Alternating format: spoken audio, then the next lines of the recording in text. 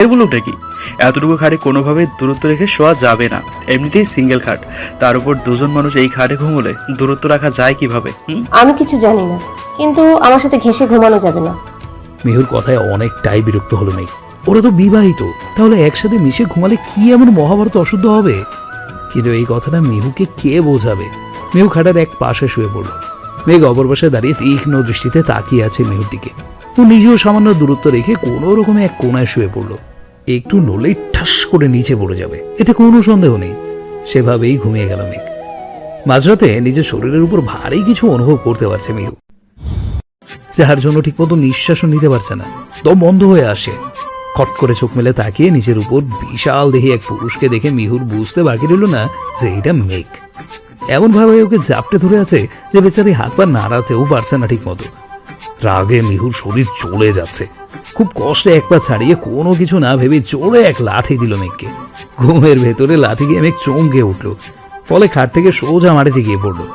মিহু খাট থেকে নেমে দু হাতে কোমরে রেখে রাগী চোখে তাকিয়ে রইল মেঘের দিকে। কেমন লাগলো লাথিটা? তোমাকে আমি ঘুমানোর সময় সতর্ক করে দিয়েছিলাম যাতে তুমি আমার থেকে দূরত্ব বজায় রাখো, কিন্তু তুমি তো দেখছি আমার উপরে এসেই ঘুমিয়েছিলে, তাই লাথিটা উপহার দিলাম তোমাকে।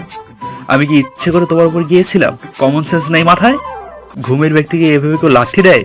মেঘ বেশ খেপে গেছে মিহুর কাছে। তার উপর নিচে পড়ে গিয়ে হাতেও ব্যথা পেয়েছে। চোখ বন্ধ করে নিচে রাগকে নিয়ন্ত্রণ করার চেষ্টা করছে ও। মিহু বুঝতে পারলো মেঘ হাতে ব্যথা পেয়েছে, তাই ও আস্তে করে মেঘের কাঁধে হাত রাখলো। কিন্তু মেঘ রেগে সাথে সাথেই ওর হাত ছাড়া দিয়ে সরিয়ে দিল। মিহু কম যায় না, শক্ত করে মেঘের হাত ধরে দুই ছাড়ে দিল মেঘকে। গাল ফুলিয়ে উঠে খাটে বসলো মেঘ। হাত যেখানে ব্যথা পেয়েছে সেখানে কিছুক্ষণ মেসেজ করে দিল। তারপর মেঘকে শুয়ে পড়তে বলে মিহু ল্যাপটপ বের করে টেবিলে নামিয়ে চেয়ার টেনে বসে পড়ল। তুমি ঘুমাবে না? না, তুমি ঘুমাও, আমার কিছু কাজ আছে, আমি সেগুলো করবো এখন। এত রাতে? হ্যাঁ, এখন কথা না বাড়ি ঘুমাও। চুপ করে উল্টো দিকে ফিরে ঘুমিয়ে পড়ল মেঘ। মিহু ল্যাপটপে কাজ করা ভাগে ভাগে মেঘকে দেখছে। কখন যে সেভাবে বসেই টেবিলে মাথা দিয়ে ঘুমিয়ে পড়েছে তার ঠিক নেই। সকালে মেঘের ঘুম ভাঙতেই ও দেখলো ও একাই পুরো খাটে হাত পা ছড়িয়ে ঘুমিয়ে আছে। পাশে তাকিয়ে মিহুকে চেয়ারে বসে ঘুমোতে দেখে বেশ মায়া হলো ওর। খাট থেকে নেমে মিহুর কাছে গিয়ে ওকে কোলে নিতে গেলেই চোখ মেলল মিহু। তাড়াতাড়ি দূরে সরে মেঘ বলল, খাটে গিয়ে ঘুমাও, এখানে বসে থাকলে কোমর পিঠ ব্যথা হয়ে যাবে। কথা না বাড়িয়ে খাটে যাওয়ার জন্য সোজা হয়ে উঠে বসতেই ব্যথায় কোকিয়ে উঠল মিহু। ইতিমধ্যে ওর কোমর আর পিঠে ব্যথা হয়ে গেছে, তা বুঝতে পেরে মেঘ ওকে ধরে খাটে শুয়ে দিয়ে ঘর থেকে বেরিয়ে গেল। একটু বাদে মেঘ হট ব্যাগ এনে মিহুর কোমরে আর পিঠে ধরে ব্যথা কমাতে লাগলো। মিহু হালকা নড়ে চড়ে উঠতেই মেঘ আগের কথা ভাবা বাদ দিয়ে আবারও শুয়ে পড়ল। তবে এবার আর মিহুকে জড়িয়ে ধরে নয়, বরং মিহুর থেকে দূরত্ব বজায় রেখে অন্য পাশ ফিরে শুয়ে পড়ল। ঘুম ভাঙতেই চোখ মেলে মেঘকে নিচের কাছে না পেয়ে পাশে তাকিয়ে দেখে কোলবালিশ জড়িয়ে ধরে ঘুমিয়ে আছে মেঘ। হাসলো মিহু, এত বড় ছেলে কিনা এখনো কোলবালিশ ছাড়া ঘুমাতেই পারে না। শোয়া থেকে উঠে বসে আর মনে ভাঙল। ডান হাতটা আগে থেকে অনেকটাই ভালো মনে হচ্ছে। হালকা ব্যথা আছে, তবে তা সহনীয়। বিছানা থেকে নেমে অপর পাশে মেঘের সামনে হাঁটু ভেঙে বসে মাথায় আলতোভাবে হাত বুলিয়ে দিল। টুক করে গভীর এক চুমু খেল ওর কপালে। চাপ দাঁড়িতে হাত বুলিয়ে আলতোভাবে গালে ঠোঁট ছুঁয়ে দিয়ে মিহু উঠে ওয়াশরুমে চলে গেল। ওয়াশরুমে দরজা লাগানোর শব্দে উঠে বসলো মেঘ। এক হাত গালে আর অন্য হাত কপালে দিয়ে থ হয়ে বসে আছে। আমাকে ঘুমন্ত পেয়ে এভাবে আমার সুযোগ নাও? ও না জানি আর আমি কি কি করেছো আমার সাথে। আম্মু, আমি এতদিন সিঙ্গেল আর পিওর ভার্জিন ছিলাম, কিন্তু তোমার ছেলে শাকসুনি বউ তোমার ছেলের ঘুমের সুযোগ নিয়ে তার ইজ্জতে হামলা করেছে। নেই, এখন আমার এতগুলো গার্লফ্রেন্ডের কি হবে? কি জবাব দিব আমি তাদের? মোনা, সোনিয়া, পিউ, মালিয়া, সাদিয়া, জুই, নায়লা, আমি আমার এই গার্লফ্রেন্ডগুলোকে কি বলবো? মেডিকেলের সামনে গাড়ি থামিয়ে বসে আছে সকাল। পলকা রাখি অনেক বুঝিয়েছে ওকে যাতে রেগুলার মেডিকেলে আসে আর ক্লাসগুলো মিস না দেয়, না হলে শুধু কোচিংয়ে পড়ে কখনো ভালো রেজাল্ট করতে পারবে না ও। আখি নিজেও একজন ডাক্তার, তাই আখির কথায় অবিশ্বাস করার কোনো মানেই হয় না। ফলে ব্যাগ গুছিয়ে আজ মেডিকেলে এসেছে সকাল, কিন্তু ভেতরে যেতে ইচ্ছে করছে না। যদি আবারও তার স্নিগ্ধ সামনে পড়তে হয় তখন? অবশ্যই মেডিকেলে বললে একদিন না একদিন স্নিগ্ধর সামনে এমনিতেও পড়তে হবে। স্নিগ্ধ তাদের টিচার বলে কথা। এক দীর্ঘ শ্বাস ফেলে গাড়ি থেকে নেমে দাঁড়ালো। আশেপাশে তাকিয়ে মাথা নিচু করে ভেতরে ঢুকেই শান্তি লাগলো সকালে। কতদিন পর আবার আসলো মেডিকেলে। সকাল আফিকে আগে থেকেই কল দিয়ে বলে দিয়েছিল যাতে সে আর পরশ মাঠে ওর জন্য অপেক্ষা করে। মাঠের একপাশে বটগাছের নিচে পরশ আর আফিকে বসে থাকতে দেখে সেদিকে চলে গেল সকাল। সকালকে দেখে আফিয়ার পরশ হেসে ওকে বসতে বলল পাশে। পরশ কি এখন পুরোপুরিভাবে সুস্থ? হ্যাঁ, তোমারও তো জ্বর ছিল এতদিন, তুমি পুরোপুরি সুস্থ তো? একদম ফিট। আচ্ছা, এসব বাদ দাও, বিয়ে কবে করবে তোমরা? এখনই বিয়ের চিন্তা করছি না, কারণ আমি এখনো পড়াশোনা করছি। তার উপর তুমি তো শুনেইছো যে আমার বাবা মায়ের সাথে আমার সম্পর্কটা খুব ভালো নয়। তাই আমি চাই না আফিকে বিয়ে করার পর ওর দায়িত্ব আমার বাবা মা নিক। আগে ডাক্তারি পাশ করে ডাক্তার হয়, তারপর বিয়ে করব। গুড আইডিয়া, কিন্তু আমার মনে হয় ততদিনের জন্য কাবিন করে রাখলে ভালো হয়। এতে সবাই অন্তত এতটুকু জানবে যে আফি বিবাহিত। কারণ ও যে মহল্লায় থাকে সেখানকার লোকজন তেমন একটা ভালো না। দেখা যাবে তুমি ওর সাথে দেখা করতে গেছো, এটা কেউ একজন দেখে নেবে আর কথা ছড়াবে যে তোমার সাথে বাজে অবস্থায় দেখেছে তারা আফিকে। মানে একটা কথাকে 14 ভাবে ঘুরিয়ে পেঁচিয়ে খারাপ মেন্টালিটিতে নিয়ে তারপর ছাড়বে। সিরিয়াসলি আফি, তুমি এত ডেঞ্জারাস এলাকায় থাকো? পরশ ভ্রু কুচকে জিজ্ঞাসা করলো আফিকে। হালকা হাসলো আফি, মাথা নাড়িয়ে হ্যাঁ বলতেই পরশ মাথায় হাত দিয়ে অসহায় চেহারা বানিয়ে বলল, তাহলে এখন আমার কি হবে? সকালের কথা মতো কাবিন করে নাও। আচ্ছা, তাহলে আজ রাতে বাসায় গিয়ে বাবা মায়ের সাথে কথা বলবো। তোমার মা বাবা রাজি হবে তো পরশ? তারা রাজি হতে না চাইলেও হতে বাধ্য হবে। তুমি চিন্তা করো না, ভরসা রাখো আমার উপর। হুম। পরশ আর আফিকে একসাথে দেখে মুচকি হাসলো সকাল। ভালোবাসায় ভরসা আর বিশ্বাস জিনিসটা খুব জরুরি, যা আফি আর পরশের ভালোবাসায় আছে। আফি, তুই এই কয়েকদিন রেগুলার ক্লাস করেছিস? হ্যাঁ। তাহলে নোটগুলো আমাকে দিস। আচ্ছা। সকাল চুপ করে বসে হাতের আংটি নিয়ে নাড়াচাড়া করছিল। হঠাৎ হাতে টান পড়ে হক চুকিয়ে গেল। আফি আর পরশও প্রথমে হতভম্ব হয়ে গিয়েছিল, কিন্তু পরে স্নিগ্ধকে দেখে ওরা আর কিচ্ছু বলেনি। সকাল কোনো কথা না বলে হাত ছাড়ানোর জন্য মোচড়াচ্ছে। স্নিগ্ধ আরো শক্ত করে হাত ধরে আশেপাশে নাতে গিয়ে সোজা নিজের কেবিনের দিকে যেতে লাগলো। হাত ছাড়তে না পেরে একসময় চুপচাপ বাধ্যমের মতো স্নিগ্ধর পেছন পেছন যেতে লাগলো সকাল। হাতে ব্যথা পাচ্ছে বলেই মূলত সকাল চুপ হয়ে গেছে। কেবিনে এসে দরজাটা লাগিয়ে দিয়ে সকালে হাত ছেড়ে দিল স্নিগ্ধ। সকাল মাথা নিচু করে ব্যথায় ডান হাত দিয়ে বাম হাতের কবজি টলতে লাগলো। স্নিগ্ধ চুপচাপ তাকিয়ে আছে সকালের দিকে। ও আশায় আছে সকাল ওকে কিছু বলবে বা ওর দিকে তাকাবে, কিন্তু তেমন কিছুই না হওয়ায় বেশ কষ্ট পেল স্নিগ্ধ। কিছু না বলেই সকালকে নিজের বাহুবন্ধনে আবদ্ধ করে ফেলল। হতভম্ব হয়ে দাঁড়িয়ে আছে সকাল। ও পুরো মিশে আছে স্নিগ্ধ শরীরের সাথে। স্নিগ্ধ হৃদস্পন্দনের শব্দ শুনে চোখ বুঝে নিল। সকালেরও খুব করে মন চাইছে যুবু হাতে শক্ত করে জড়িয়ে ধরতে স্নিগ্ধকে, কিন্তু অদৃশ্য কিছু একটা বাধা দিচ্ছে ওকে। সেদিনের ফোনে বলা স্নিগ্ধর কথাগুলো মনে পড়তেই আবারও অভিমানগুলো মাথা চারা দিয়ে উঠল সকালের। দু হাত স্নিগ্ধর বুকের দুপাশে রেখে জোরে ধাক্কা দিয়ে সরানোর চেষ্টা করলো স্নিগ্ধকে, কিন্তু স্নিগ্ধকে এক চুল পরিমাণও সরাতে পারল না সকাল। উল্টো স্নিগ্ধ আরো শক্ত করে জড়িয়ে ধরল ওকে। মাথায় বেশ কয়েকটা চুমু দিল সকালের। সেদিনের ব্যবহারের জন্য আমি খুবই দুঃখিত। আসলে তখন আমার মেজাজটা ভালো ছিল না, অনেক রেগে গেছিলাম আমি। ঠিক ওই সময় তুমি কল দিয়েছিলে, তাই তোমার উপরে রাগ ঝেড়ে ফেলেছি। কিন্তু বিশ্বাস করো, আমি তোমার উপর রাগ ঝাড়তে চাইনি। আমার কথা শুনে তুমি যতটা না কষ্ট পেয়েছো, তার থেকে দ্বিগুণ বেশি কষ্ট আমি পেয়েছি তোমায় কষ্ট দিয়ে। প্লিজ মিস বিকাল, এবারের মতো মাফ করে দাও। আমি কথা দিচ্ছি আমি আর কখনো এমন করব না। সরি। তুমি কথা বলো আমার সাথে। তোমার নীরবতা আমাকে আরো বেশি কষ্ট দিচ্ছে। আমি মেনে নিতে পারছি না তোমার চুপ থাকা। ভুল করেছি, শাস্তি দাও, কিন্তু চুপ করে থেকো না। সহ্য হচ্ছে না আমার। আবারও আগের মতো কথা বলো, দুষ্টুমি করো আমার সাথে প্লিজ। আমি অনেক সরি, অনেক অনেক সরি। প্লিজ মাফ করে দাও। সকাল কোনো কথা না বলে সেভাবেই দাঁড়িয়ে আছে, কিন্তু ওর চোখের জলগুলো খুবই অবাধ্য। কোনো কথা না শুনে বৃষ্টির মতো ঝরে যাচ্ছে সেই জলগুলো। স্নিগ্ধর কথা শুনে একবার মন চাইছে তাকে শক্ত করে জড়িয়ে ধরে তার সাথে মিশে যেতে, কিন্তু পরক্ষণেই তার মনে পড়ে তার অভিমানের পাল্লা ভীষণ ভারী। সকাল স্নিগ্ধকে দু হাত দিয়ে ধাক্কায় সরানোর জন্য খুব কষ্ট হচ্ছে তার, কিন্তু স্নিগ্ধ নাছর বান্দা, কোনোভাবেই সে সকালকে ছাড়বে না যে পর্যন্ত না সকাল কোনো কথা বলছে। ধাক্কা দিয়ে লাভ নেই তো, তুমি আমাকে দূরে সরাতে পারবে না। যতই দূরে সরানোর চেষ্টা করবে আমি ততই তোমার কাছে চলে আসব। তোমাকে শক্ত করে জড়িয়ে ধরবো, আগলে রাখবো নিজের বুকের মাঝে। প্লিজ কথা বলো, চুপ করে থেকো না। কাঁদছো কেন? আমি তো কাঁদতে বলিনি তোমাকে, কথা বলতে বলেছি। ছাড়ুন আমাকে, আপনার সাথে কোনো কথা নেই আমার, ছাড়ুন বলছি, নয়তো খারাপ হবে। যাক, তুমি বোবা হয়ে যাওনি। আমি তো ভেবেছিলাম তুমি বোবা হয়ে গিয়েছো, তাই কথা বলছো না। ছাড়ুন বলছি, আপনাকে বিরক্ত লাগছে আমার। স্নিগ্ধ এসে ফেলল, আরো শক্ত করে সকালকে নিজের সাথে জড়িয়ে ধরে বলল, আমাকে বিরক্ত লাগছে? সিরিয়াসলি? হাসিও না, মিথ্যে কথা তুমি বলতে পারো না পিচ্ছি। আর আমার প্রতি তো কখনোই বিরক্ত হতে পারো না তুমি। আপনি খুব খারাপ লোক, খুব খুব খুব খারাপ লোক। আমাকে কাঁদাতে খুব ভালো লাগে আপনার, তাই না? তাই তো সবসময় কাঁদান আমাকে। আমাকে কষ্ট না দিলে তো আপনার ভালো লাগে না। কেন করেন আমার সাথে এরকম? আমাকে পছন্দ না হলে সরাসরি বলে দিলেই তো পারেন। সরি, তোমার চোখের পানি আমার সহ্য হয় না, কিন্তু বারবার আমি তোমার চোখের পানির কারণ হই। কিন্তু বিশ্বাস করো, আমি চাই না তোমাকে কাঁদাতে। আমি আমি সব সময় তোমাকে হাসি খুশি দেখতে চাই, আগলে রাখতে চাই তোমাকে, কিন্তু নিজের বোকামির কারণে তোমাকে কষ্ট দিয়ে ফেলি। প্লিজ মাফ করে দাও এইবারের মতো। সরি। এখনো চোখের জলগুলো টপ টপ করে গাল বেয়ে পড়ছে সকালে। স্নিগ্ধর শার্ট ভিজে যাচ্ছে তাতে, কিন্তু সেদিকে স্নিগ্ধর খেয়ালই নেই।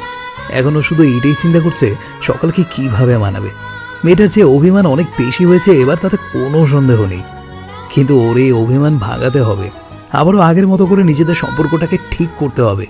স্নিগ্ধ মুচকি হেসে চুমু দিল সকালের মাথায়। স্নিগ্ধর ফোন বেজে উঠতে এক হাতে সকালকে জড়িয়ে ধরে রেখে অন্য হাতে পকেট থেকে ফোন বের করে দেখে হসপিটাল থেকে কল এসেছে। রিসিভ করে জানতে পারলো একটা ইমার্জেন্সি এসেছে, এখনই যেতে হবে ওকে। কল কেটে আবারও সকালকে শক্ত করে জড়িয়ে ধরে বলল, হুশ, আর কাঁদতে হবে না, অনেক হয়েছে, এবার থামো। হসপিটালে একটা ইমার্জেন্সি এসেছে, আমাকে যেতে হবে এখন।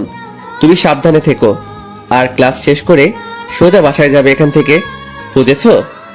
সকাল চুপ করে রইল। স্নিগ্ধ সকালকে ছেড়ে কপালে আলতো করে চুমু দিয়ে দু হাতে ওর চোখের পানি মুছে দিল। সকালের হাত ধরে কেবিন থেকে বেরিয়ে এলো স্নিগ্ধ।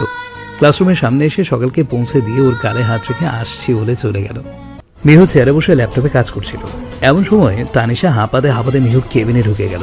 মিহু ল্যাপটপ থেকে চোখ সরিয়ে ভ্রু কুঁচকে তানিশার দিকে তাকাতেই তানিশা কাঁদো কাঁদো চেহারা বানিয়ে বলল, সরি ম্যাম, নক করতে ভুলে গেছি।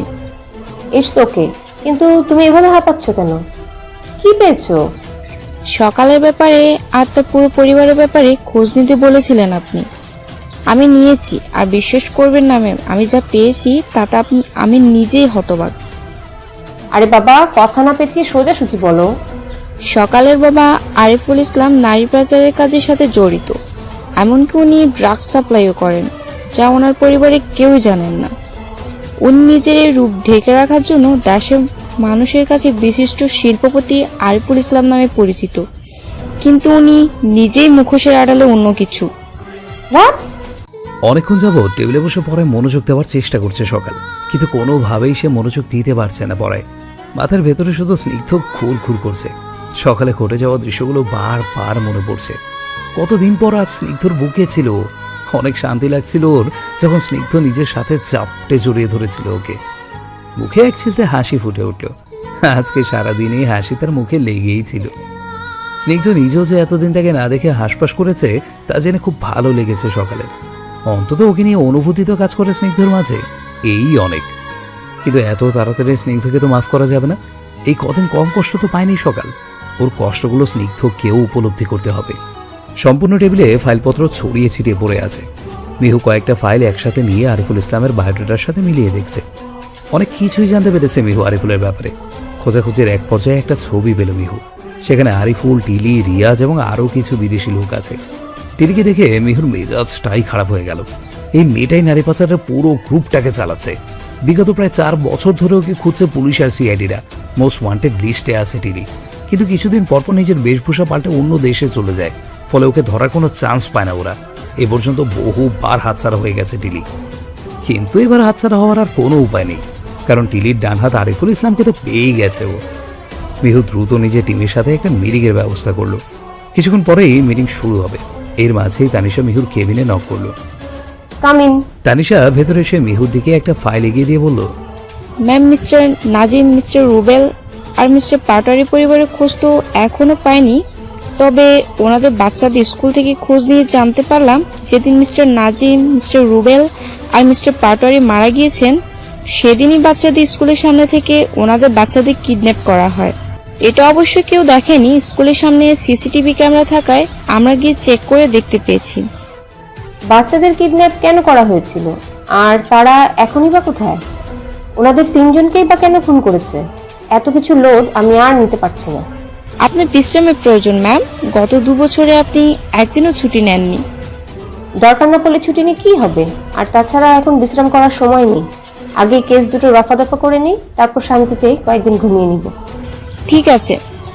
ওহ ম্যাম, আরও একটা কথা বলতে ভুলে গিয়েছি। যে গাড়িতে করে বাচ্চাদের কিডন্যাপ করা হয়েছিল সে গাড়ির নম্বর প্লেট সিসিটিভি ক্যামেরা দেখা গিয়েছে। আমরা নম্বরটা নিয়ে খোঁজ নিয়ে জানতে পেরেছি গাড়িটা ভাড়া করা হয়েছিল, আর যিনি ভাড়া করেছিলেন তার তথ্য এই ফাইলে দেওয়া আছে। Very good. মেহু ফাইলটা ভালোভাবে উল্টে পাল্টে দেখে ভ্রু কুঁচকে বলল, এই নতুন ব্যক্তিটা আবার কে এই কেসের ভিতরে? God knows. আমি ওনার সম্পূর্ণ ডিটেল বের করে বলেছি, কালকের ভেতরে ডিটেল হাতে পেয়ে যাব। ওকে। মিহু তানিশার সাথে কথা বলতে বলতে মিটিং রুমে চলে গেল। মিটিংয়ে সবাইকে সবকিছু বুঝিয়ে দিল মিহু। মেঘ গালে হাত দিয়ে এক ধ্যানে মিহুর দিকে তাকিয়ে আছে। মিটিংয়ের কোনো কথা ওর কানে আদৌ ঢুকছে কিনা সন্দেহ। বারবার শুধু মিহুর দেওয়া চুমুর কথা ভাবছে ও। কেন মিহু ওকে চুমু দিল? এই প্রশ্নের উত্তর খুঁজছে নিজ মনে মেঘ, কিন্তু এখনো কোনো উত্তর পায়নি। মিহু একাধারে কথা বলে যাচ্ছে আর মেঘ অপলক দৃষ্টিতে ওর ঠোঁটের দিকে তাকিয়ে আছে। হঠাৎ মিহুর চোখ মেঘের দিকে পড়তেই ভ্রু কুঁচকে ফেলল মিহু। মিস্টার মেঘ, আপনি কি শুনছেন আমাদের কথা? Excuse me. মেঘ এখনো একইভাবে অপলক দৃষ্টিতে তাকিয়ে আছে মিহুর দিকে। ওর কানে কোনো কথাই যাচ্ছে না। মিহু রেগে গেল মেঘের এমন বেখেয়ালিপনা দেখে। চেয়ার ছেড়ে উঠে দাঁড়িয়ে জোরে বাড়ি দিল টেবিলে। মেঘ হকচকিয়ে গেল। কি হয়েছে? গুলিকে চালালো? মিটিং রুমে উপস্থিত সবাই অবাক হয়ে মেঘের দিকে তাকিয়ে ওর কথা শুনে হেসে ফেলল। চোখ দুটো ছোট ছোট করে তাকিয়ে রইল মেঘ সবার দিকে। মিহু দাঁতে দাঁত চেপে বলল, আপনার ধ্যান এতক্ষণ কোথায় ছিল? জি মানে না, আসলে আমি তো মিটিং এর কথাই মনোযোগ দিয়ে শুনছিলাম। একদম মিথ্যা কথা বলবেন না। আপনাকে আমি অনেকক্ষণ ধরে পর্যবেক্ষণ করছি। আপনি কিছু একটা ভাবছিলেন গালে হাত রেখে। কয়েকবার ডেকেও আমি আপনার কোনো সাড়া শব্দ পাইনি। এখন হুঁশে ফিরে বলছেন গুলি চালালো কে? বলি, আপনার মাথার তার কি সব ছিঁড়ে গেছে? যদি কাজ করতে ভালো না লাগে তো বলে দিন, আপনাকে এই কেস থেকে সাসপেন্ড করে দেওয়া হবে। আর আমি স্যারের সাথে কথা বলে ওনাকে জানাবো যাতে আপনাকে অন্য কারো টিমে দিয়ে দেয়। আপনাদের মতো ফাঁকিবাজ অফিসারের আমার টিমে কোনো জায়গা নেই। সরি ম্যাম, পরবর্তীতে আর এমন হবে না। আমি আমার ব্যক্তিগত একটা ব্যাপার নিয়ে চিন্তিত ছিলাম একটু, সেজন্য মিটিংয়ে মনোযোগ দিতে পারছিলাম না। ব্যক্তিগত ব্যাপারগুলো এখানে আসার সময় বাসায় ফেলে রেখে আসবেন। এখানে কাজ শেষ হওয়ার পর ব্যক্তিগত ব্যাপার নিয়ে ভাববেন। Next time be careful. এখন মিটিংয়ে মনোযোগ দিন। মেঘ মাথা নিচু করে বসে পড়ল। রাগে হাত মুষ্টিবদ্ধ করে বসে আছে সে। আজকে তার খামখেয়ালিপনার জন্য এভাবে সবার সামনে তাকে অপমান হতে হবে ভাবতেও পারেনি মেঘ। ভীষণ রাগ লাগছে ওর, নিজের প্রতি আবার মিহুর প্রতিও। কলেজের উদ্দেশ্যে গাড়ি চলছে। পেছনে সিটে বসে ফোনে ফেসবুকিং করছে সকাল। ফেসবুকিং করার মাঝেই একটা অপরিচিত নাম্বার থেকে কল আসলো ওর ফোনে। প্রথমে রিসিভ করবে না ভেবেও পরে রিসিভ করলো। হ্যালো, এত কিছুর পরও তুমি স্নিগ্ধকে বিয়ে করবে? হঠাৎ এমন প্রশ্নে ভ্রু কুঁচকে গেল সকালে। ও কিছুটা উত্তেজিত হয়ে জিজ্ঞাসা করলো, কে আপনি? আমি কে সেটা বড় কথা নয়। স্নিগ্ধ তোমাকে ভালোবাসে না জেনেও কেন তুমি ওকে বিয়ে করতে চাইছো সেটা নিশ্চয়ই আমি আপনাকে বলবো না। আর আপনাকে কে বললো? ডক্টর, আই মিন স্নিগ্ধ আমাকে ভালোবাসে না? আমাকে বলতে কেন হবে? আমি তো জানি ও তোমাকে ভালোবাসে না। তার কারণ ওর মন তো এখনো ওর অতীত নিলামে আটকে আছে। নিলাম? কে নিলাম? আর স্নিগ্ধর অতীত মানে? অনেকটা অবাক হয়ে প্রশ্ন করলো সকাল। কপালে বিন্দু বিন্দু ঘাম জমে গেছে ওর। ওকে এখন এমন কিছু শুনতে হবে যা ও শুনতে চায় না। নিজের ঠোঁট কামড়ে ধরে ওপাশ থেকে উত্তরের অপেক্ষায় বসে রইল সকাল। তোমার ডাক্তার সাহেব যদি তোমাকে এতই ভালোবাসবে তাহলে নিজের অতীত গোপন রাখতো না তোমার কাছ থেকে। কি বলতে চাইছেন আপনি? স্নিগ্ধ নীলামকে ভালোবাসে। নীলাম স্নিগ্ধর একমাত্র ভালোবাসা। পুরোপুরিভাবে 3.5 বছর হয়ে গেছে স্নিগ্ধর জীবন থেকে নীলাম চলে গেছে, কিন্তু এখনো নীলামকে ভুলতে পারেনি। নিলামের প্রতিটা স্মৃতি আঁকড়ে ধরে বেঁচে আছে ও। স্নিগ্ধর বাসার ছাদে যে গোলাপ গাছগুলো দেখেছো, ওগুলো সব নিলামের প্রিয় ছিল বলে স্নিগ্ধ এনেছিল। নিলাম ওর জীবনে নেই, তবুও গাছগুলোকে কত যত্ন করে রেখে দিয়েছে। ও যদি তোমাকে ভালোবাসতো তাহলে নিশ্চয়ই নিজের এক্সের জিনিস এখনো এত যত্নে রাখতো না। সেই কথা তো বাদই দিলাম। ও যদি তোমাকেই ভালোবাসতো তাহলে এখনো নিজের রুমে নিলামের ছবি দেখে নিজের চোখের জল ফেলতো না। ও কিছুদিন আগে তোমার সাথে খারাপ ব্যবহার করেছিল শুধুমাত্র নিলামের জন্য। সেদিন কেউ একজন ওকে বুঝিয়েছিল যে ও নিলামকে ভুলে তোমাকে ভালোবাসতে শুরু করেছে। ও সেই কথাটাকে সত্যি ভেবে রেগে গিয়েছিল, আর সেই রাগ তোমার উপর ঝেড়েছে। ওর ভাষ্য মতে ও শুধু নিলামকে ভালোবাসে, আর অন্য কাউকেও ভালোবাসতে পারবে না। ফোনের ওপাশের ব্যক্তির কথা শুনে সকাল পুরো থমকে গেছে, শরীর কাঁপছে ওর, চোখ দুটো জলে ভরে উঠেছে। স্নিগ্ধ অন্য কাউকে ভালোবাসে, আর সেই জন্যই ওকে সেদিন স্নিগ্ধ অতগুলো কথা শুনিয়েছিল। কিছু বলার মতো ভাষা খুঁজে পাচ্ছে না সকাল, তাও নিজেকে অনেক কষ্ট করে স্বাভাবিক করে কম্পিত কণ্ঠে জিজ্ঞাসা করলো, তাহলে উনি আমাকে বিয়ে করতে রাজি হয়েছেন কেন? ওর মায়ের জন্য। স্নিগ্ধর মা স্নিগ্ধকে অনেক কষ্টে রাজি করিয়েছে যাতে ও তোমাকে বিয়ে করে, কারণ তোমাকে স্নিগ্ধর মায়ের অনেক পছন্দ হয়েছে। ও বাধ্য হয়ে বিয়ে করছে তোমাকে, ভালোবেসে নয়। আপনি আপনি মিথ্যে কথা বলছেন। আমার কথা বিশ্বাস না হলে তুমি স্নিগ্ধর বাসায় গিয়ে স্নিগ্ধর রুম দেখতে পারো।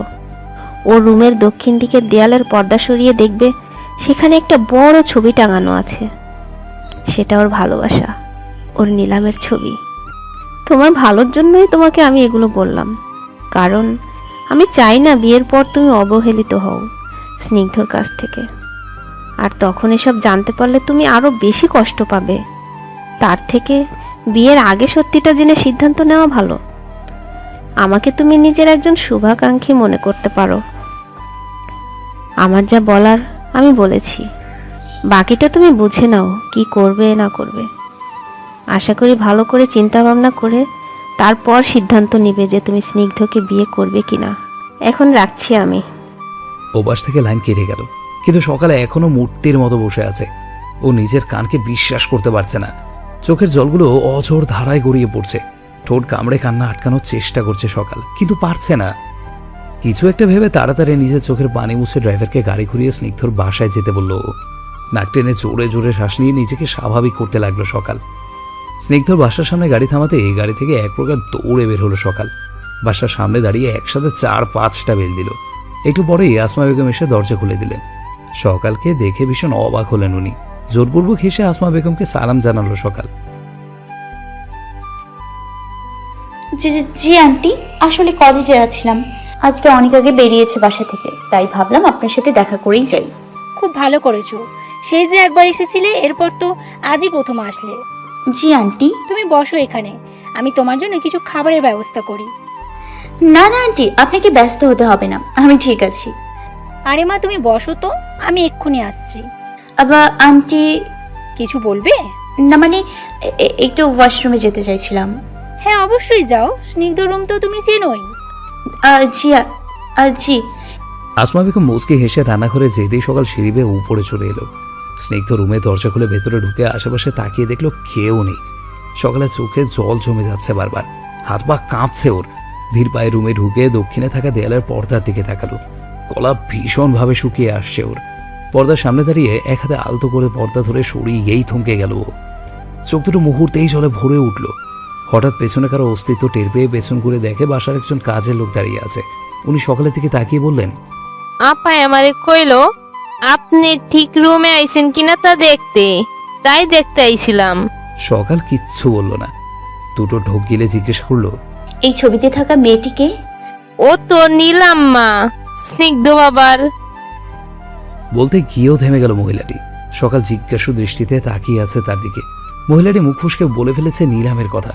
সকালের দিকে তাকিয়ে ভীত গলায় বলল, আমি যাই, আপাই আমারে ডাকতেছে। তড়ি ঘুরে ঘুরে চলে গেল মহিলাটি। সকাল সেদিকে তাকিয়ে কান্নায় ভেঙে পড়ল। তার মানে সত্যি স্নিগ্ধ ওই নিলামকে ভালোবাসে। ও মাঝখানে স্নিগ্ধর জীবনে জোর করে ঢুকেছে। স্নিগ্ধর জীবনে ওর কোনো মূল্যই নেই। স্নিগ্ধ ওর প্রতি যে কেয়ারগুলো দেখে তা শুধুই করুণা। ওকে স্নিগ্ধ কখনোই ভালোবাসেনি, শুধু করুণা করেছে। চিৎকার করে কাঁদতে মন চাইছে এই মুহূর্তে সকালের, কিন্তু সেই চিৎকারও গলাতেই বের হতে চাইছে না। প্রায় 20 মিনিট যাবৎ সোফায় বসে সকালের জন্য অপেক্ষা করেছে আসমা বেগম, কিন্তু কোনো খবর নেই সকালের। একটু পরেই সকাল ধীর পায়ে নিচে নেমে এলো, মাথা নিচু করে রেখেছে ও। আসমা বেগম সকালকে দেখেই হাসলেন। কখন থেকে তোমার জন্য অপেক্ষা করছি আমি। এসো বসো এখানে, কিছু খেয়ে তবেই যাবে। না আন্টি, আমি কিছু খাবো না, আমার পেট ভরা। আসার সময় খেয়ে এসছি আমি। তোমার কোনো কথা শুনবো না আমি। একটু কিছু তো অবশ্যই মুখে দিতে হবে তোমাকে। এখন আর সম্ভব না আন্টি, দেরি হয়ে যাচ্ছে আমার। কিছু না খেয়ে গেলে কিন্তু আমি খুব রাগ করব। সকালের ভেতর এখন কি চলছে তা শুধু সকালই জানে। আর কিছুক্ষণ এখানে থাকলে নিজেকে সামলাতে পারবে না ও। আসমা বেগম জোর করে ওর হাত ধরে সোফায় বসিয়ে খাবার এগিয়ে দিলে। সকাল কিছু বলতে যাবে এর আগে ওর ফোন বেজে উঠল। হসপিটালের অপারেশন থিয়েটারের বাইরে আফিকে জড়িয়ে ধরে বসে আছে সকাল। আফি কাঁদতে কাঁদতে হেঁচকি তুলে ফেলেছে। সকালে চোখ বেয়েও পানি ঝরে পড়ছে। পরশ দৌড়ে এসে ওদের সামনে দাঁড়িয়ে হাঁপাতে লাগলো। অস্থির হয়ে জিজ্ঞাসা করলো, আন্টি কেমন আছো এখন? পরশকে দেখে আফি পরশের বুকে ঝাঁপিয়ে পড়ল, দু হাতে শক্ত করে জড়িয়ে নিল আফিকে নিজের সাথে। উফ, কান্না করে না। তুমি যদি এভাবে কান্না করো তাহলে আন্টি কষ্ট পাবে না বলো? কিচ্ছু হবে না আন্টির, উনি খুব দ্রুত সুস্থ হয়ে উঠবেন। আম্মুর কিছু হলে আমি বাঁচতে পারবো না পরশ। তো হয়ে উঠবেন, বললাম তো কিছু হবে না, তুমি শান্ত হও প্লিজ। পরশ আফিকে জড়িয়ে ধরে সান্ত্বনা দিতে লাগলো। সকাল ওদের দিকে তাকিয়ে আছে অপলক দৃষ্টিতে। ওর চোখ বেয়ে সমানে পানি গড়িয়ে পড়ছে। স্নিগ্ধ এত বড় একটা লুকিয়ে রাখা সত্যি কথা ও জানতে পারলো আজ, যা ওর হৃদয়কে ক্ষত বিক্ষত করে দিচ্ছে। তার উপর আফির আম্মুর অসুস্থতা, দুটো দিক মিলেই সকাল পুরোপুরি ভাবে ভেঙে পড়েছে। আফির আম্মুকে ছোটবেলা থেকে নিজের আরেকটা আম্মু ভেবে এসেছে সকাল। ওনার প্রতি আলাদা একটা টান আছে সকালের। তাই যখনই উনি অসুস্থ হয়ে পড়েন তখনই সকাল নিজেও ভীষণ অস্থির হয়ে পড়ে। কিছুক্ষণ আগে যখন স্নিগ্ধর আম্মুকে খাওয়ানোর জন্য জোরাজুরি করছিল, ঠিক সেই সময় আফি কল দিয়ে জানায় ওর আম্মু হঠাৎ করে স্ট্রোক করেছে। কথাটা শোনা মাত্রই তড়িঘড়ি করে হসপিটালে ছুটে এসেছে সকাল। আফির আম্মুকে অপারেশনের জন্য পাঠিয়ে অপারেশনের জন্য যত টাকা প্রয়োজন ছিল সে সব টাকা রিসেপশনে যেয়ে জমা দিয়ে এসেছে সকাল। এই মুহূর্তে আফির কাছে টাকা চাওয়াটা ঠিক হবে না। তাছাড়া এত টাকা আফির কাছে নেই, জেনেই ও নিজে টাকাটা জমা দিয়েছে। সকাল হসপিটালের দেয়াল ঘেঁষে নিচে বসে পড়ল। হাঁটুর ভেতরে মুখ বুজে কিছুটা জোরেই কেঁদে ফেললো সে। ভীষণ কষ্ট হচ্ছে ওর। স্নিগ্ধকে অনেক বিশ্বাস করেছিল, ভরসা করেছিল, অনেক বেশি ভালোবেসে ফেলেছে ও স্নিগ্ধকে। এত বড় ধোকা ও কখনোই আশা করেনি নিজের ভালোবাসার মানুষের কাছ থেকে। হ্যাঁ, অতীত মানুষের থাকতেই পারে, স্নিগ্ধরও না হয়েছিল, কিন্তু স্নিগ্ধ কথাটা ওর কাছ থেকে লুকিয়ে গিয়েছে। এই বিষয়টা ওকে সব থেকে বেশি কষ্ট দিচ্ছে। ও ভাবতেই পারছে না স্নিগ্ধ ওকে ভালোবাসে না। আসলেই তো কথাটা তো কখনো মাথায় আসেনি সকালে। স্নিগ্ধ কখনো ওকে ভালোবাসি বলেনি। তবে ও কি করে ভাবতে পারলো যে স্নিগ্ধকে ভালোবাসে? যে স্নিগ্ধর জীবনে নেই এখনো স্নিগ্ধ তাকেই ভালোবাসে, সেই নীলামকে ভালোবাসে। তাহলে কেন ওকে বিয়ে করতে রাজি হয়েছে স্নিগ্ধ? এতদিন স্নিগ্ধর করা যে কেয়ারিং, কেউ নিজের প্রতি স্নিগ্ধর অনুভূতি ভাবত, আজ সে জানতে পারলো সেই কেয়ারিংগুলো শুধু বাধ্যবাধকতা ছিল। শুধুমাত্র আসমা বেগমের জন্য ওকে মেনে নিয়েছে স্নিগ্ধ। কথাটা যেন ওর বিশ্বাস হতে চাইছে না, কিন্তু তবুও তো এইটাই সত্যি। ভেতরটা তুমড়ে মুচড়ে যাচ্ছে সকালের। স্নিগ্ধ ফোন হাতে বসে আছে প্রায় 1 ঘন্টা হয়ে গেছে। আজ সারাদিনে না সকালের সাথে দেখা হয়েছে আর না কথা হয়েছে। এজন্য বেশ মন খারাপ তার, কিছুটা চিন্তায়ও আছে। মেডিকেলে অনেকক্ষণ অপেক্ষা করার পর যখন সকালে দেখা পেল না, তখন থেকে সকালের ফোনে কল দিয়ে যাচ্ছে সে, কিন্তু সকাল কোনো বাড়ি তার কল রিসিভ করেনি। মেয়েটার অভিমান কি এখনো একটুও কমেনি? এসব ভেবেই ফোন পকেটে ঢুকিয়ে হসপিটাল থেকে বেরিয়ে গেল স্নিগ্ধ। গাড়ি নিয়ে সোজা বাসায় চলে এলো। বাসায় ঢুকে সিঁড়ি বেয়ে উপরে উঠতে গেলেই আসমা বেগম পেছন থেকে স্নিগ্ধকে ডাক দিলেন। কে এখন কি খবর আফির মায়ের? আফির মায়ের কি খবর মানে? তুমি আফিকে কি করে চিনো? বৌমা এসেছিল সকালে আমার সাথে দেখা করতে, তখন হঠাৎ ওর একটা ফোন এলো আর আমাকে বলল যে ওর বান্ধবী আফির আম্মুর নাকি স্ট্রোক করেছে। তাই আর এক মুহূর্তে না দাঁড়িয়ে চলে গেল। মিস বিকাল এসেছিল হঠাৎ কি মনে করে? আর আফির মা যে স্ট্রোক করেছে, আমি তো এই ব্যাপারে কিছুই জানি না। কিছু মনে করে আসার কি আছে? 2 দিন পর তো এটাই ওর বাড়ি হবে, তাই আসতেই পারে। না মা, আমি সেভাবে বলিনি। তুই কিভাবে বলছিস শুনতে চাইনি। যা ফ্রেশ হয়ে আয়, আমি খাবার দিচ্ছি। আচ্ছা। রুমে ঢুকতে ঢুকতে স্নিগ্ধ আবারও সকালের নাম্বারে কল দিল, কিন্তু একাই কল কেড়ে গেল। কিছুক্ষণ পরে তার মানে এইবারও কলটা ধরেনি সকাল। এক দীর্ঘ শ্বাস ফেলে ফোনটা টেবিলে নামিয়ে রেখে পেছন ঘুরতে চমকে উঠল স্নিগ্ধ। নীলামের ছবির উপর থেকে পর্দা সরানো দেখে অবাক হয়ে গেল। পর্দাটা সরালো কে? মা নয় তো? না, এমনটা তো হওয়ার কথা নয়। আবারও টেবিল থেকে ফোন নিয়ে স্নিগ্ধ নিচে গিয়ে চিল্লিয়ে ওর মা আসমা বেগমকে ডাকতে লাগলো। ছেলের চেঁচামেচি শুনে হন্তদন্ত হয়ে রান্নাঘর থেকে বেরিয়ে এলেন আসমা বেগম। কি হয়েছে, চেঁচাচ্ছিস কেন? তুমি কি আজ আমার রুমে গিয়েছিলে? না তো, কেন? তাহলে নিলামের ছবির উপর থেকে পর্দা সরিয়েছে কে? আমি তো জানি না, আর সারাদিন আমি একবারও মুখ হয়নি। আমি বাসা থেকে বের হওয়ার সময়ও ঠিক ছিল পর্দা। দাঁড়া, জামিলাকে জিজ্ঞাসা করি। জামিলা? জামিলাকে 2-3 বার ডাকতেই তিনি উপস্থিত হলেন। আসমা বেগম রাগী চোখে জামিলা থেকে তাকিয়ে বললেন, তুই কি স্নিগ্ধ রুমে গিয়ে নিলামের ছবির ওপর থেকে পর্দা সরিয়েছিলি? এমা, না না, আমি এরম কোনো কাম করি নাই। আপনি তো স্নিগ্ধ বাবার রুমে পাঠাইছিলেন সকালে। ওই মাইয়াটা আইছিল না, ওই ঠিক রুমে গেছি কিনা সেইটা দেখানোর লাইগা। সকাল? হেতি তো আমি যখন রুমে ঢুকছি তখন দেখি নীলাম মায়ের ছবির সামনে দাঁড়াই আছে, চোখে পানি ছিল হের। আমারে দেখা জিগাইলো ছবিটা কার। আমি শুধু কইছি নীলাম মা, আর কিছু কই নাই। তখনই আপার ডাহে আমি চলে আইছি এই রুম থেকে। আসমা বেগম আর স্নিগ্ধ একে অপরের দিকে তাকিয়ে আছে ভীত চোখে। কপালে বিন্দু বিন্দু ঘাম জমা হয়ে আছে স্নিগ্ধর। ও কম্পিত কণ্ঠে মায়ের দিকে তাকিয়ে বলল, মা, মিস বিকাল কিছু জেনে যায়নি তো? আমিও তো বুঝতে পারছি না। মেয়েটার আচরণ বেশ অস্বাভাবিক লাগছিল যখন ও এসেছিল। ও যদি কিছু জেনে থাকে তাহলে নিজেকে সামলাতে পারবো না মা। এসব জেনে সহ্য করার মতো ক্ষমতা ওর নেই। আমি নিলামের ব্যাপারটা চাইলেই ওকে বলতে পারতাম, কিন্তু ও প্রচন্ড কষ্ট পেত এসব শুনে, সহ্য করতে পারতো না। তাই আমি ওর কাছ থেকে লুকিয়ে গিয়েছি। কি যাতা বলছিস? ও জানবে কিভাবে নিলাম কে বা কি ছিল? তা ও কি করে জানবে? ও শুধু শুনেছে ছবিটা নিলামের। তুমি জামিলা খালার কথা শুনোনি? উনি বলেছেন মিস বিকালের চোখে পানি ছিল। এর মানে ও নিশ্চয়ই কিছু জানতে পেরেছে, না হলে এভাবে হুট করে বাসায় আসতো না। আর এসে থাকলেও আমার রুমে গিয়ে নিলামের ছবির উপর থেকে পর্দা সরাতো না। ছবিটা খুব ভালোভাবে পর্দা দিয়ে ঢাকা ছিল, কেউ দেখলেও বুঝতে পারবে না যে ওখানে কোনো ফটো ফ্রেম আছে। নিশ্চিত ও কিছু শুনেছে বা জানতে পেরেছে, তাই এসেছিল এখানে। আমাকে এখনই ওর সাথে দেখা করতে হবে, বা ও এখন কি অবস্থায় আছে আমি জানি না। ওকে সামলাতে হবে, এখন বুঝিয়ে বলতে হবে সবটা। মা, আমি আসছি। স্নিগ্ধ এক দৌড়ে বেরিয়ে গেল বাসা থেকে। আসমা বেগম পেছন থেকে ভীত চোখে তাকিয়ে রইলেন ছেলে যাওয়ার দিকে। ওইটুকু একটা মেয়ে সব সত্যি সহ্য করতে পারবে না। আসমা বেগম নিজেও দেখছেন মেয়েটা তার ছেলের জন্য কি পরিমাণ পাগল। স্নিগ্ধ গাড়িতে বসতে বসতে আখিকে কল দিল। 3 বার রিং হতেই ওপাশ থেকে কল রিসিভ করলো আখি।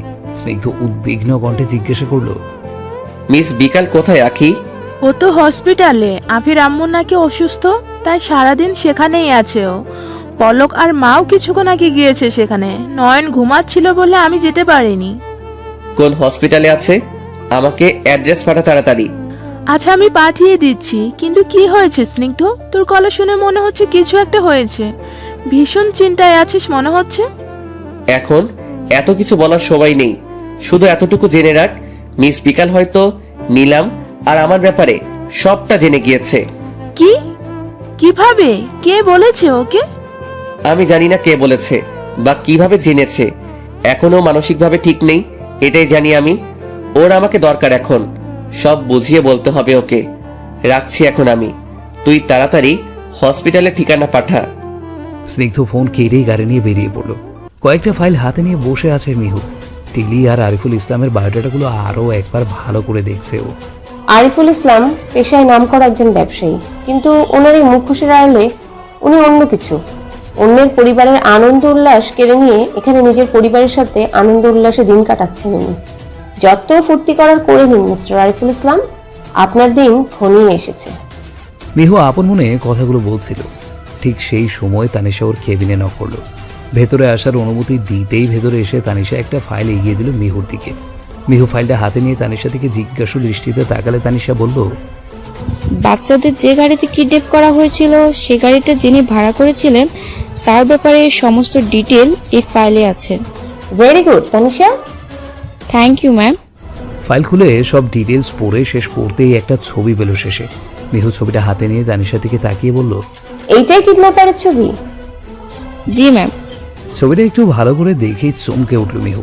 তাড়াতাড়ি ছবিটা নামিয়ে রেখে অন্য একটা ফাইল খুঁজতে লাগলো।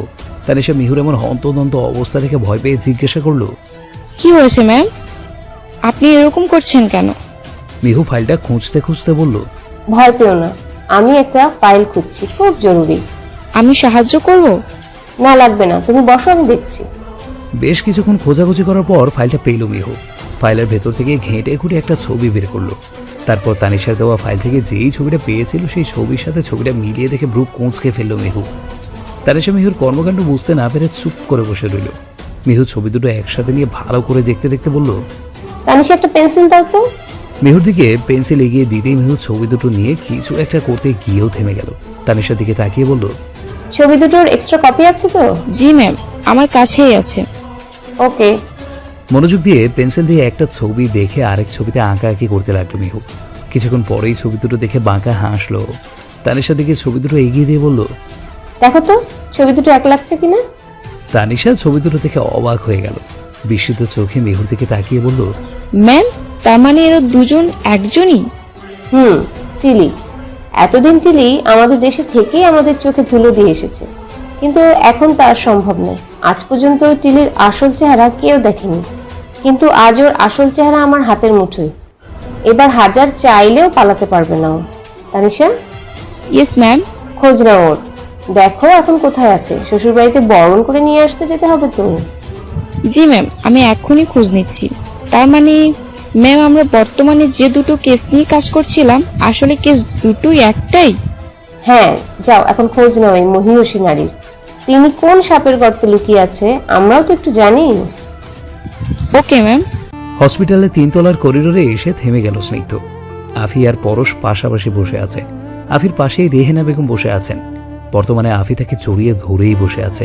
পলক দাঁড়িয়ে আছে একপাশে দেয়াল ঘেঁষে, কিন্তু এখানে কোথাও সকালকে দেখতে পাচ্ছে না ও। ভয়ে বুক কাঁপছে স্নিগ্ধর। ওদের দিকে এগিয়ে যেতেই পরশ দাঁড়িয়ে সালাম দিল। স্নিগ্ধ সালামের জবাব দিল। পলক এগিয়ে এসে স্নিগ্ধর কাঁধে হাত রাখলো। তুমি এখানে? আখির কাছ থেকে শুনলাম আফির আম্মু নাকি অসুস্থ, তাই চলে এসেছি। ও আচ্ছা। এখন কেমন আছেন উনি? কিছু বলা যাচ্ছে না, আইসিইউতে অবজারশনে রাখা হয়েছে ওনাকে। ও। স্নিগ্ধ পাশে তাকিয়ে আফির মাথায় হাত বুলিয়ে দিল। আফি এখনো ফোপাচ্ছে। স্নিগ্ধ মাথায় হাত রাখতেই চোখ বুজে নিল সে। চিন্তা করো না, আন্টি একদম সুস্থ হয়ে যাবে। প্রতি উত্তরে আফি শুধু মাথা নাড়ালো।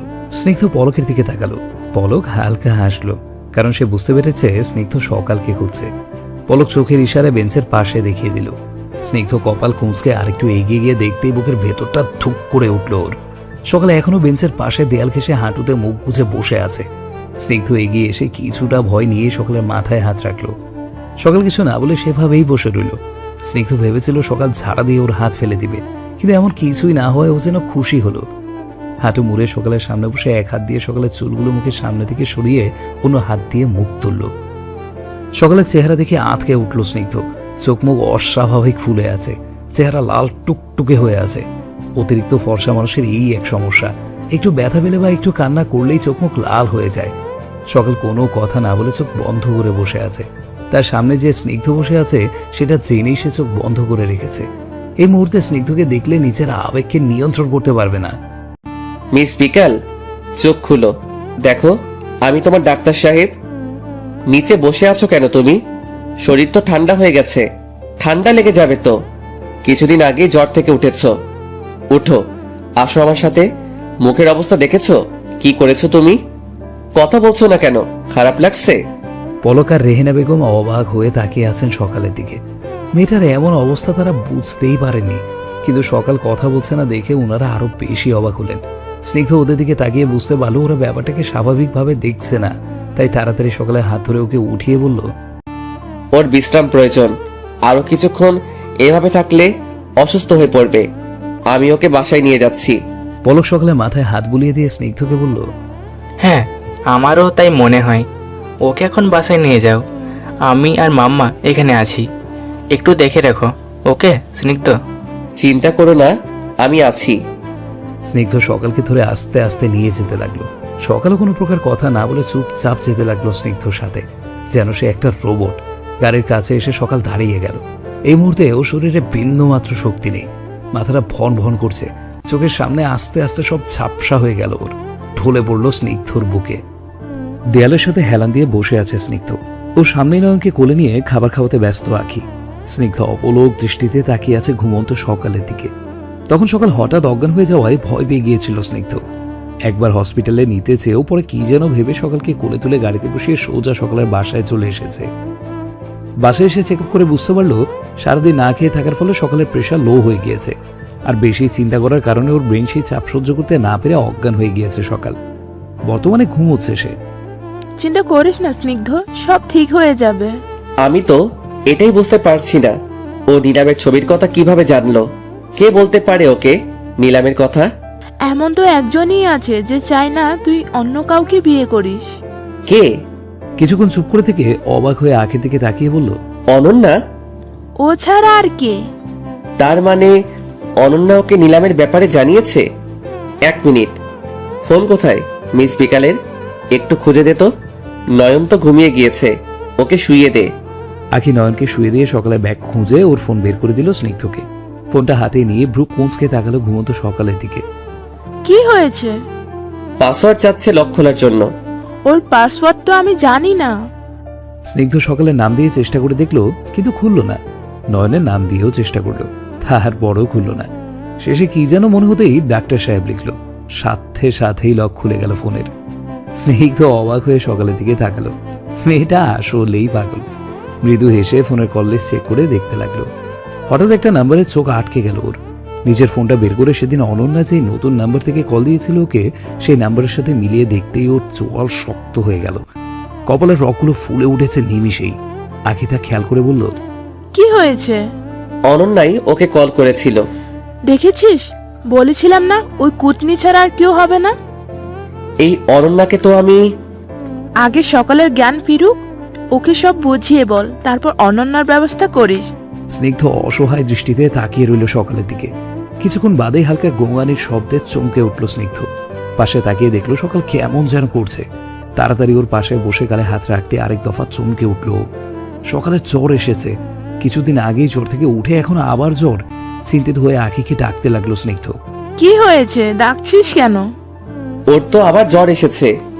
কি? সেদিনে তো জ্বর সারল ওর।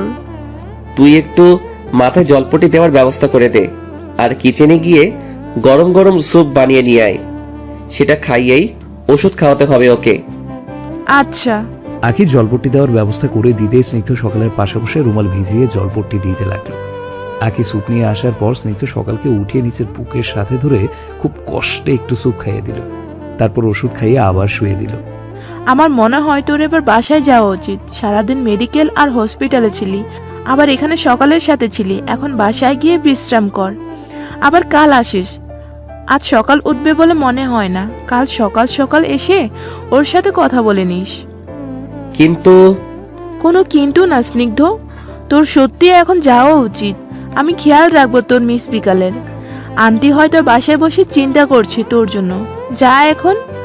আচ্ছা ঠিক আছে, খেয়াল রাখিস ওর। আমি কাল আসবো। সকালের মাথায় হাত বুলিয়ে ওর দিকে ঝুঁকে কপালে গাঢ় চুমু খেল স্নিগ্ধ। আঁখি হাসলো। এই ছেলে বলে সকালকে ভালোবাসে না, কিন্তু এখন তো দেখা যাচ্ছে সকালকে ছাড়া কিছুই বুঝে না। স্নিগ্ধ আঁখির কাছ থেকে বিদায় নিয়ে চলে গেল। ঘুম ভাঙতেই নিজেকে বিছানায় আবিষ্কার করলো সকাল। কাল রাতে স্নিগ্ধর সাথে হসপিটাল থেকে বেরিয়েছিল। এরপর কি হয়েছিল কিছুই মনে নেই। শরীরটা বড্ড ক্লান্ত লাগছে। শোয়া থেকে উঠে বালিশের সাথে হেলান দিয়ে বসলো। আশেপাশে তাকিয়ে মোবাইল খুঁজতে গেলে দেখে পাশে ছোট্ট টেবিলের উপর মোবাইলটা নামানো রয়েছে। মোবাইলের সময় দেখে নিল, 11টা বাজতে চললো প্রায়। সকাল আফিকে কল দিল। হ্যালো আফি। হ্যাঁ বল, ঠিক আছিস তুই? আমার এবার কি হবে, আমি ঠিক আছি। আন্টি কেমন আছে এখন? ভালো, আম্মুকে বেডে শিফট করা হয়েছে। ডাক্তার বলেছে 2-3 দিন পর বাসায় নিয়ে যেতে পারবো। সকাল স্বস্তি পেল কথাটা শুনে। পরক্ষণে রেহেনা বেগম আর পলকের কথা মনে পড়তেই জিজ্ঞাসা করলো, মাম্মা আর ভাইয়া কোথায়? এখন ওখানেই আছে নাকি? আন্টি আম্মুর কেবিনে বসে বিশ্রাম নিচ্ছে, আর পলক ভাইয়া একটা কাজে বাইরে গেছে। মাম্মা সারা রাত ঘুমায়নি, নিশ্চয়ই অসুস্থ হয়ে পড়বে এভাবে জেগে থাকলে। আমি আসছি একটু পরে, তুমি মাম্মাকে বাসায় পাঠিয়ে।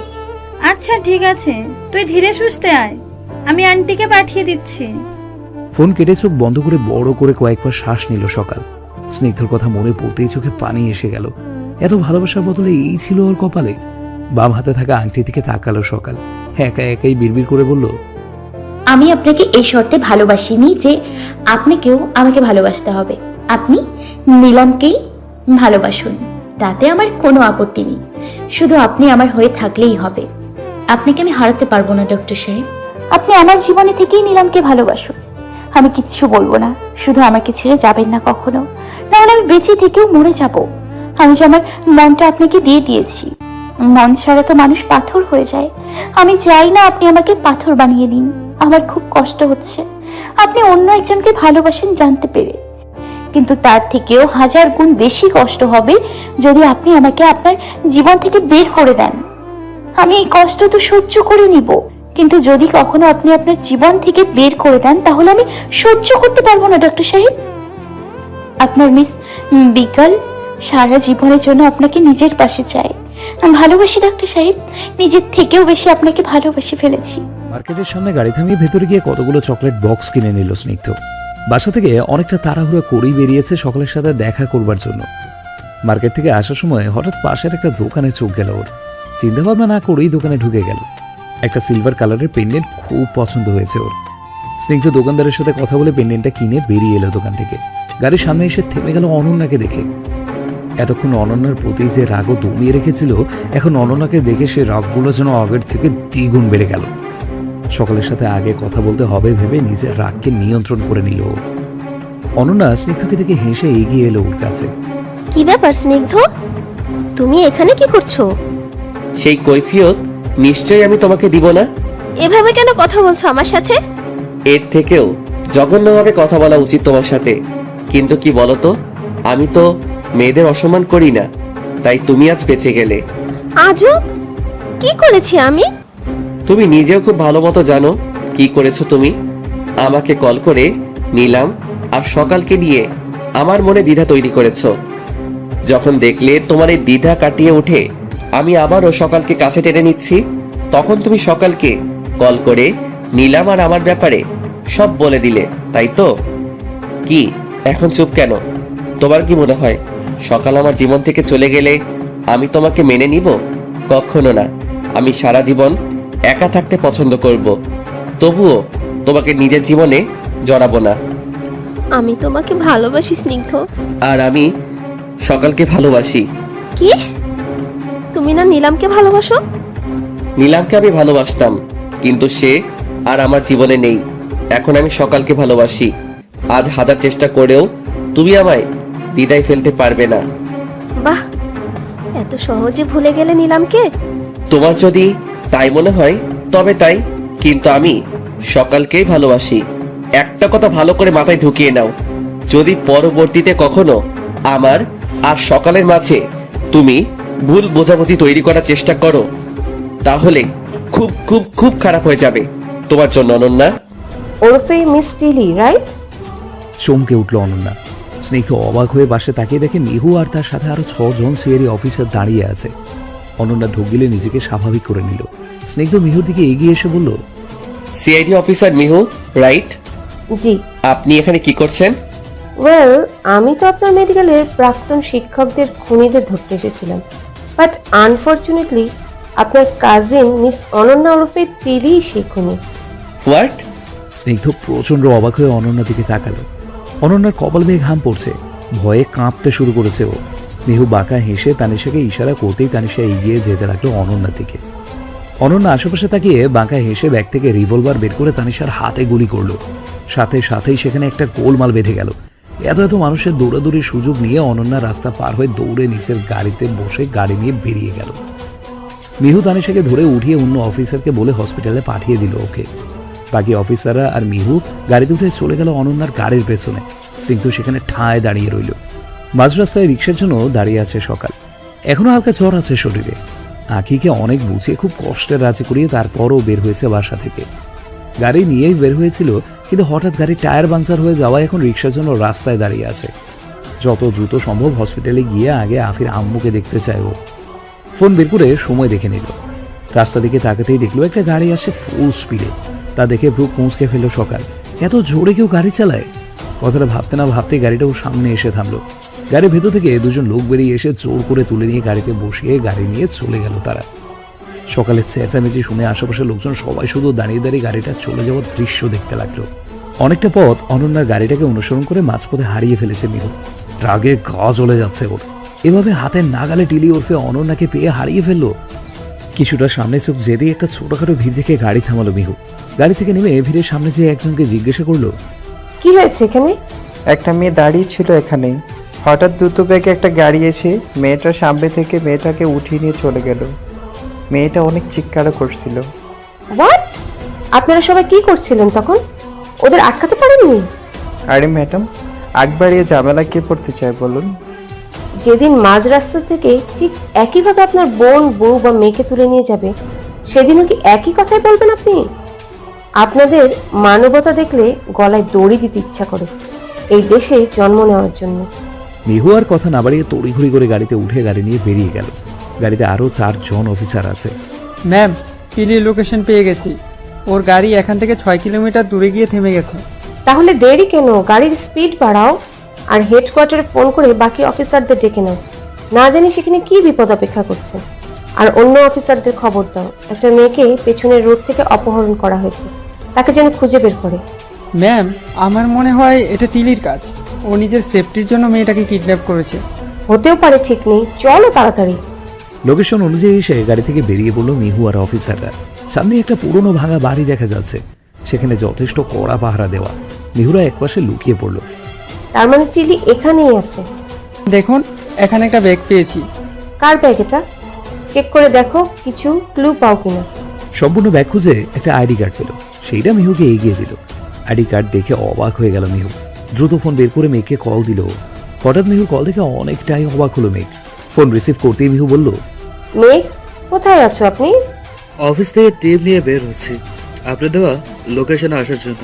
খবরদার, আমি না আসা পর্যন্ত ভেতরে ঢুকবেন না। আপনি আমার বস না, আমি আপনার বস, তাই আমাকে হুকুম দেওয়া বন্ধ করুন। যাই হোক, আপনার বন্ধু ডক্টর স্নিগ্ধর ফিয়ান্সে সকালে কিডন্যাপ হয়েছে। কি?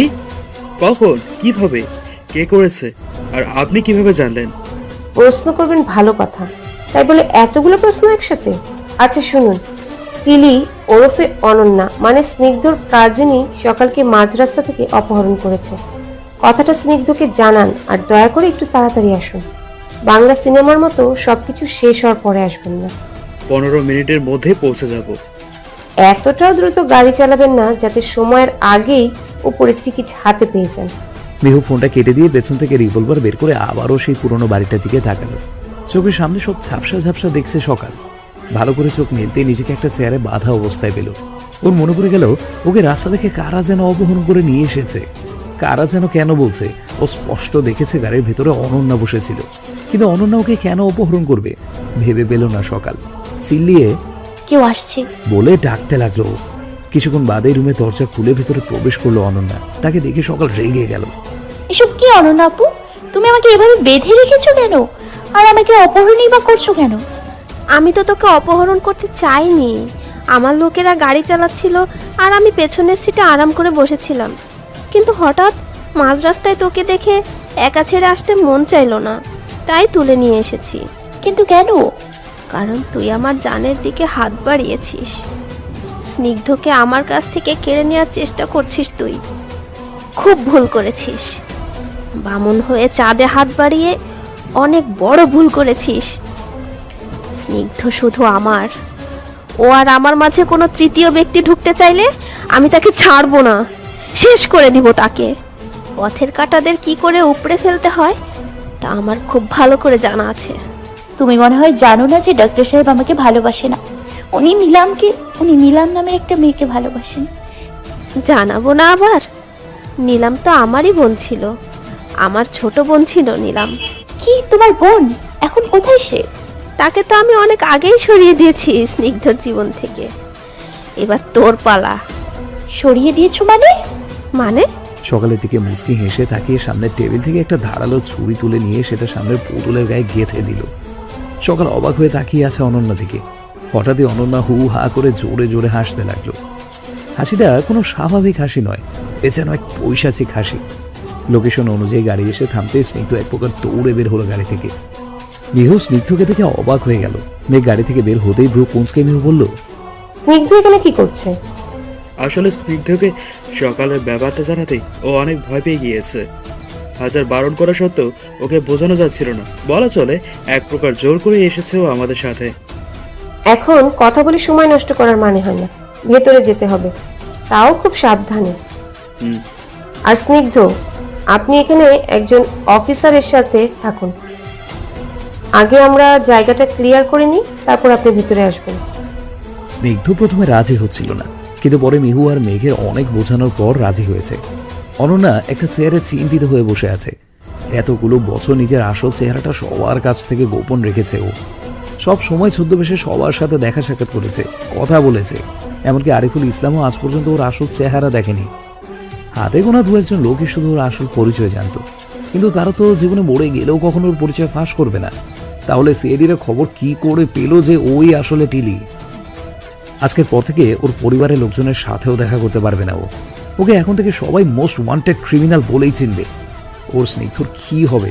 স্নিগ্ধকে কখনোই ও নিজে করে পাবে না সেইটাও জানতো, কিন্তু তাই বলে এতদিন যে চোখের দেখাটুকু দেখতো, এখন কি তাও আর পারবে না?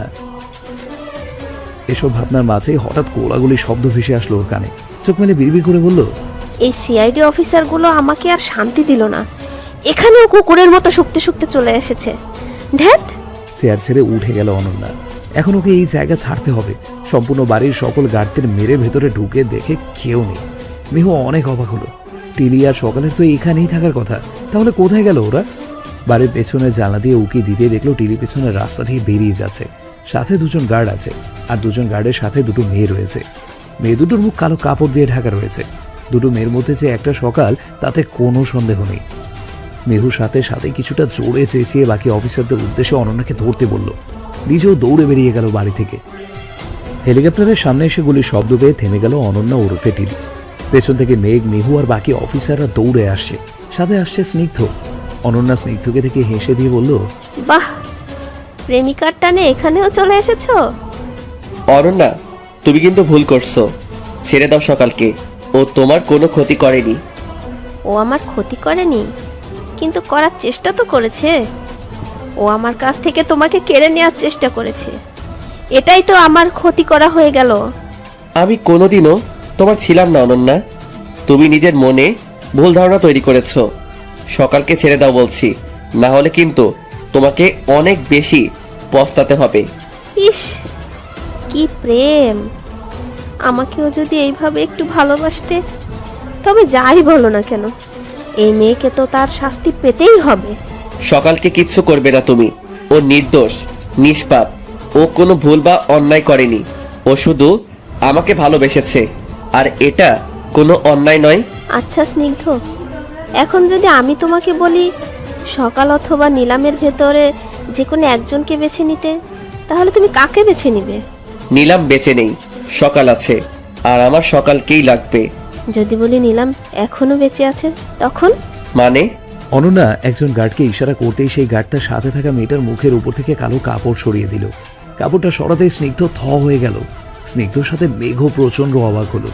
নিলাম? হ্যাঁ, নিলাম। কিন্তু ও তো গাড়ি অ্যাক্সিডেন্টে মারা গিয়েছিল, তাই তো? হ্যাঁ। আচ্ছা, বুঝলাম। তা তোমরা ওর লাশ খুঁজে পেয়েছিলে? পাওনি, তাই না? পাবে কি করে? ও তো এখনো বেঁচে আছে। তার মানে তুমি? হ্যাঁ, আমি অনন্যা ওরফে টেলেই। তোমার নিলামকে তোমার জীবন থেকে সরিয়েছি। ও আমার কাছ থেকে তোমাকে কেড়ে নিতে চেয়েছিল। আমি তো এত সহজে ওকে ছেড়ে দিতাম না। ও তোমার বোন অনন্যা। I don't care. যে মেয়েই তোমার দিকে হাত বাড়াবে তাকেই খুব ভয়ানকভাবে ভুগতে হবে। স্নিগ্ধ টলমল চোখে নিলামের দিকে তাকালো। কতদিন পরে এই চেহারাটা সামনাসামনি দেখছে। মেয়েটার চেহারার কি অবস্থা হয়েছে! চোখের নিচে দেবে গিয়ে গাঢ় কালচে দাগ পড়েছে। চেহারাটা কেমন যেন জীর্ণ শীর্ণ হয়ে গেছে, শরীর অনেকটা শুকিয়ে গেছে, চোখ দুটো লাল হয়ে আছে, ঠিকমতো তাকাতেও পারছে না। দেখে মনে হচ্ছে ওকে ড্রাগস দেওয়া হতো। স্নিগ্ধর একদিক দিয়ে এটা ভেবেই ভালো লাগছে যে নীলাম এখনো বেঁচে আছে, অন্যদিকে অনন্যার উপর রাগটা তর করে বেড়ে চলছে। এই অনন্যা মেয়েটা এত জঘন্য। স্নিগ্ধর সম্পূর্ণ মনোযোগ এখন নীলামের দিকে। নীলামকে দেখেও নিজের আশেপাশে সব কিছুর কথা একদম ভুলতে বসেছে। মিহু অনন্যার দিকে তাকিয়ে তাচ্ছিল্যের সুরে বলল, যে নিজের বোনকে পর্যন্ত ছাড় দেয় না, সে অন্য মেয়েদের উপর দয়া করবে কি করে? অনন্যা, তুমি তো একটা মেয়ে, তুমি কি করে অন্য মেয়েদের জীবনগুলো নষ্ট করছো? তারা তো কোনো অন্যায় করেনি। অন্যদের দিয়ে আমার কি? আমি শুধু নিজেরটা বুঝি। আমি খুশি তো সব জায়েজ। তোমার এই ভুল ধারণাকে ভাঙাতেই আমরা এসেছি। জেল তোমার জন্য অপেক্ষা করছে। আমরা তোমাকে সেখানে, অর্থাৎ তোমার শ্বশুর বাড়িতে নিয়ে যাওয়ার জন্য এসেছি, আর বাকি অফিসাররা তোমাকে বরণ করার জন্য বসে আছে। তোমরা এসেছো বলেই কি আমাকে যেতে হবে? এতদিন একা হাতে এত বড় নারী পাচার আর ড্রাগস পাচারের ব্যবসা সামলে এসেছি, আর সেই আমি কিনা এত সহজে তোমাদের হাতে নিজেকে সঁপে দিব? এ কথা ভাবলে কি করে?